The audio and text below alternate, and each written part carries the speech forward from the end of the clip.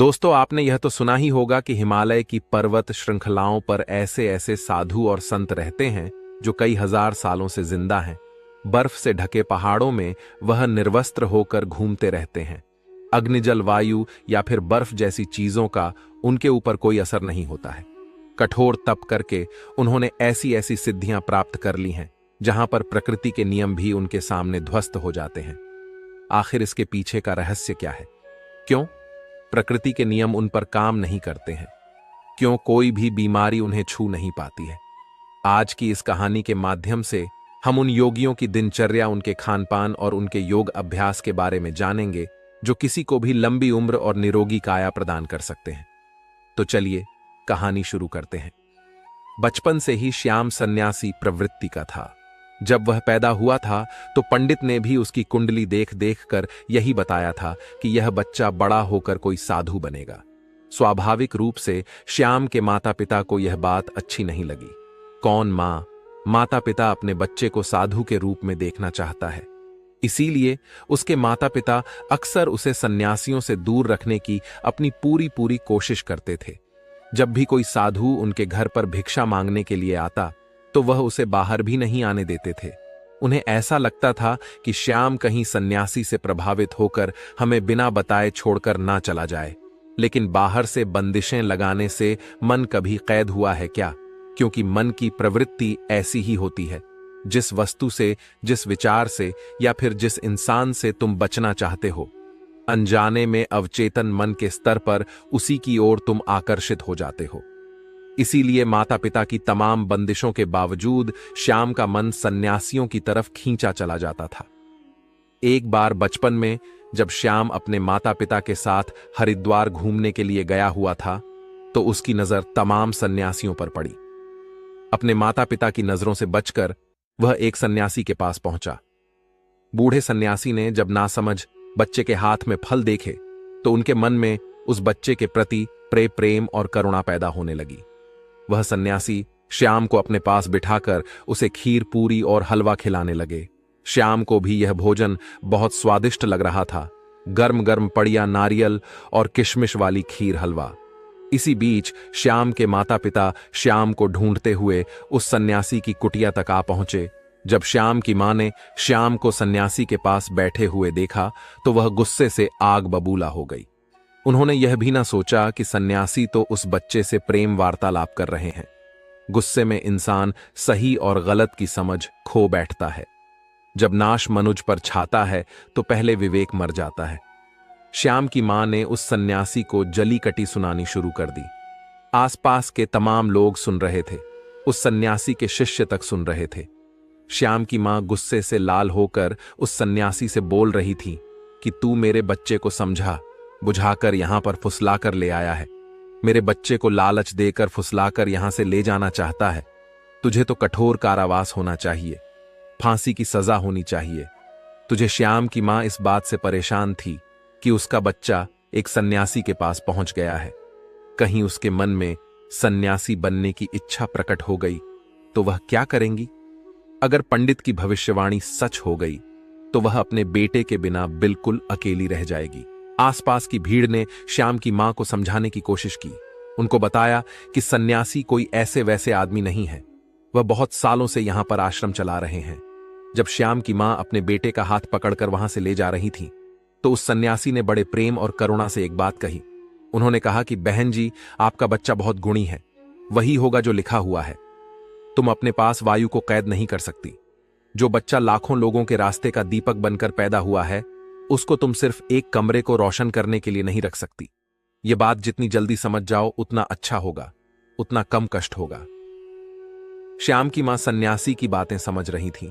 उन्हें पता था कि सन्यासी किस तरफ इशारा कर रहे हैं। खैर, घटना आ ही गई। हो गई, समय अपनी रफ्तार से चलता रहा और अब श्याम बड़ा हो चुका था। उसने एक कॉलेज में एडमिशन ले लिया था।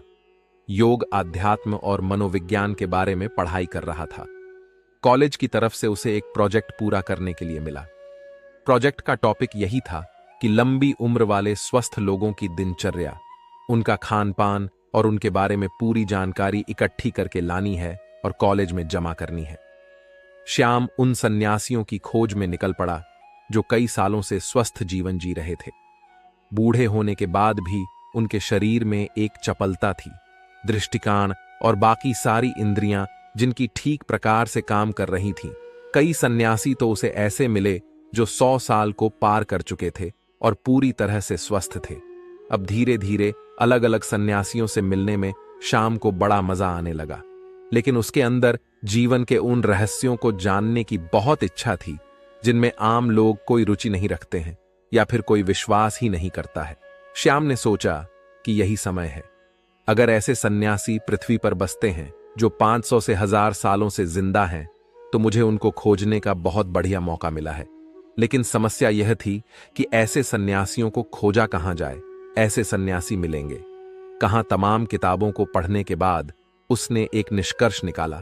उसे पता चला कि ऐसे सन्यासी अगर मिलेंगे तो वह हिमालय की चोटियों में मिलेंगे, जहां पर आम इंसान जा भी नहीं सकता। लेकिन श्याम ने अपना मन पक्का किया।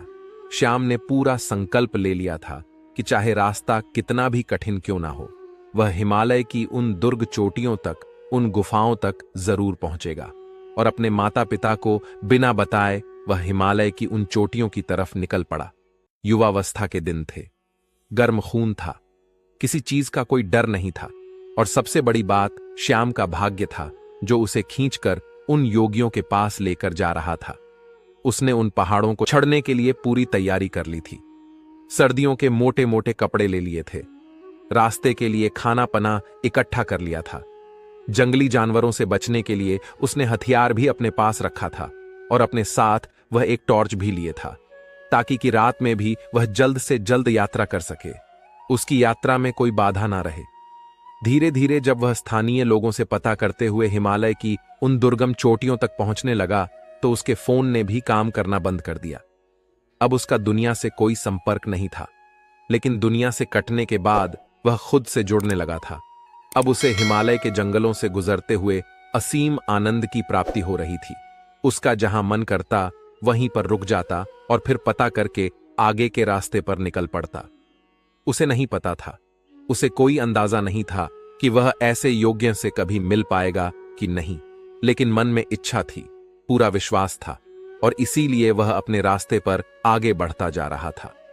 पूरी उमंग, पूरे उत्साह और पूरे जोश के साथ ऊंचे पहाड़ों पर बसे गांवों को पार करता हुआ वह हिमालय के उस जंगल में पहुंच गया था जहां पर असीम सन्नाटा भी बिखरा हुआ था। आसपास कई मीलों तक कोई आबादी नहीं थी, कोई लोग नहीं थे। अब यहां पर श्याम अकेला था। बर्फ में उसकी कपकपी छड़ जाती थी, लेकिन फिर भी वह हार नहीं मान रहा था। उसे पता था, उसके मन में एक विश्वास था कि यहां आसपास कोई गुफा होगी जहां पर ऐसे योगी उसे जरूर मिलेंगे। और अगले ही दिन उसे बर्फ के पहाड़ की चोटी पर दूर से एक सन्यासी तप करता हुआ दिखाई दिया।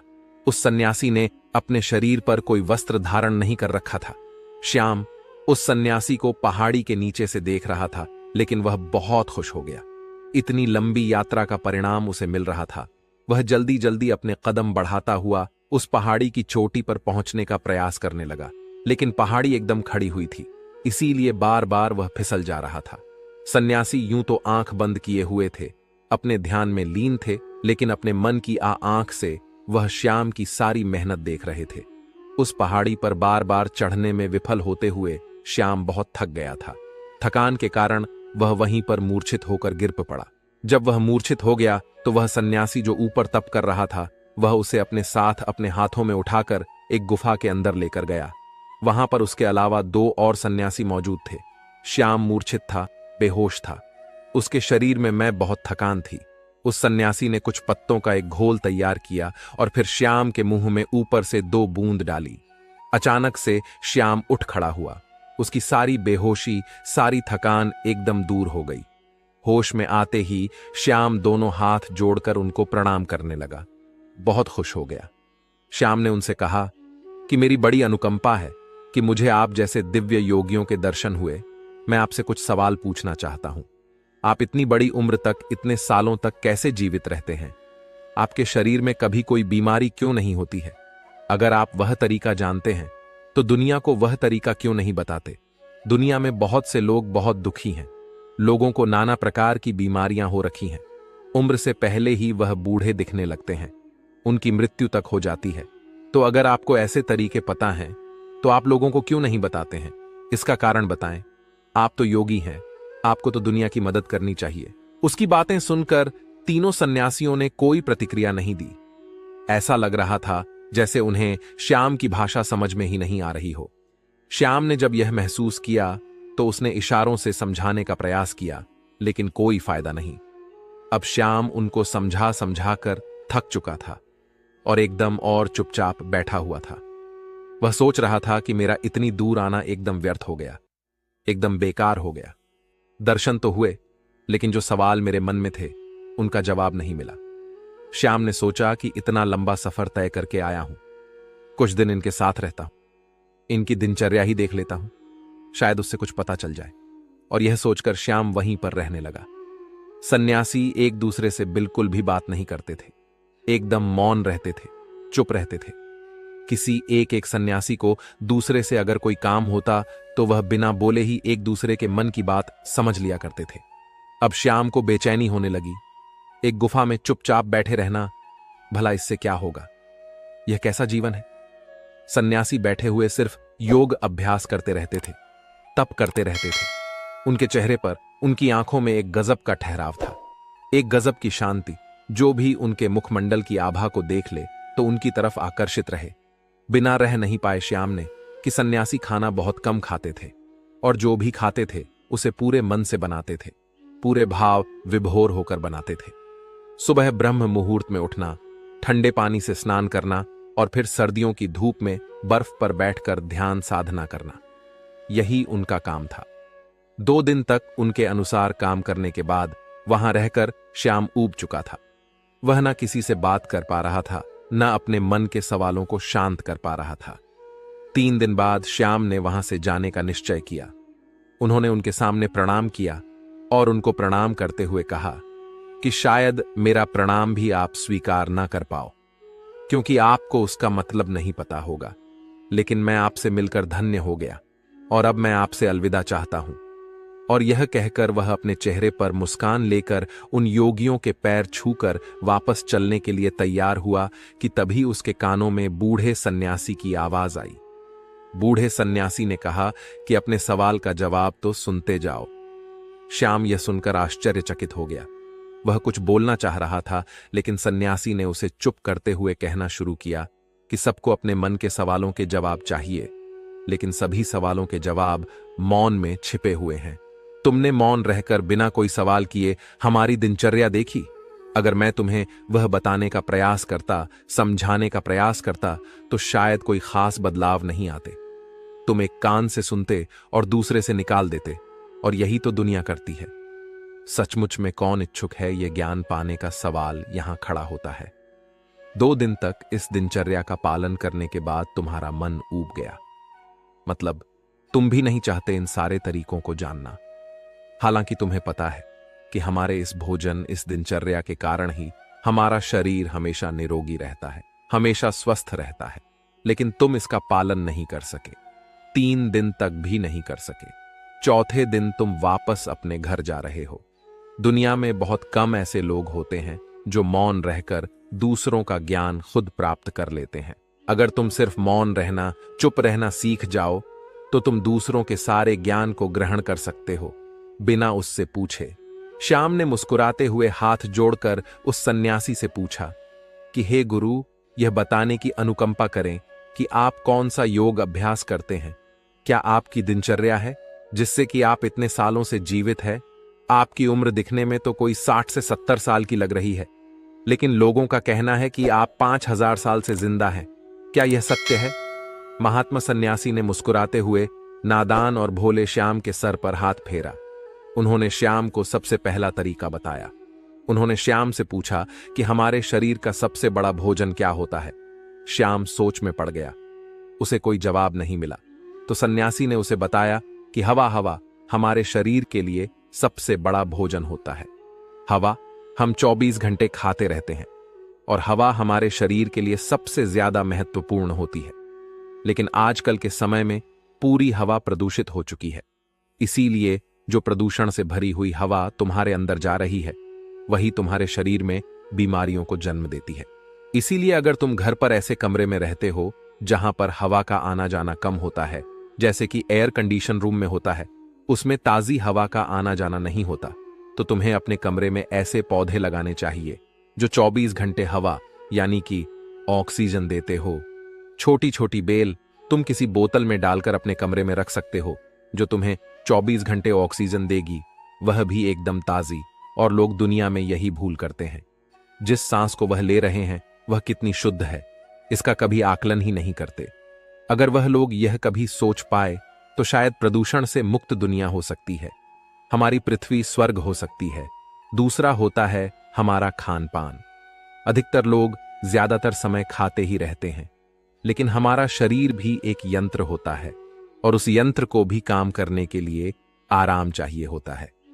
इसीलिए हर समय खाते नहीं रहना चाहिए, कभी भी पूरा पेट भरकर नहीं खाना चाहिए। हमेशा अपने पेट में एक रोटी की जगह छोड़ दे ताकि तुम्हारा पेट हल्का रह सके, थोड़ा खाली रह सके और सांस लेने में भी कोई परेशानी ना आए।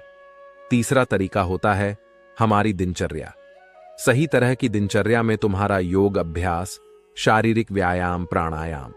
अगर तुम दिनचर्या के रूप में इन्हें कर रहे हो तो तुम्हारे शरीर में कभी भी कोई बीमारी आ ही नहीं सकती।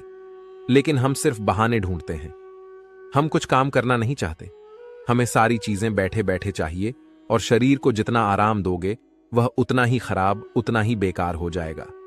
इसीलिए शरीर से हमें हमेशा काम लेते रहो, आलस्य पैदा मत होने दो। दिनचर्या, हवा और खान पान, इन तीनों को तुम दुनिया में रहते हुए कैसे सुधार सकते हो, इस पर विचार करना शुरू करो। तभी तुम्हारा जीवन बदलेगा और तभी तुम दूसरे लोगों को भी जागरूक कर पाओगे। लेकिन तुम्हारी बात सुनेंगे कौन कौन लोग बाजार के स्वादिष्ट व्यंजन छोड़कर प्रकृति से सीधे प्राप्त होने वाली फल, सब्जियां या पत्तियां खाने के इच्छुक हैं। लोग तो वही खाना चाहते हैं जो उनकी इंद्रियों को आराम पहुंचाता है, जो उनको स्वाद देता है। देखने में भी वही देखना चाहते हैं जो उनकी आंखों को अच्छा लगता है, और इसीलिए उनकी इंद्रियां वासनाओं की गुलाम हो जाती हैं और धीरे धीरे वही हमारे दुख का कारण बनती चली जाती है। इसीलिए जिस काम में भी तुम्हें ऊब हो रही हो, उस काम से बचने का प्रयास मत करो, उसी काम को पूरे मजे से करने का अभ्यास करो। फिर तुम्हारी इंद्रियां आजाद हो जाएंगी और उसके बाद तुम्हारा मन भी एकदम खाली हो जाएगा, वह भी एकदम आजाद हो जाएगा। फिर उसके अंदर वह भावनाएं पैदा होंगी जिसे हम समाआद कहते हैं, जो आनंद की चरम सीमा होती है। और यह कहकर श्याम के सर पर हाथ रखकर उसे आशीर्वाद देते हुए उन्होंने उसे वहां से रवाना कर दिया।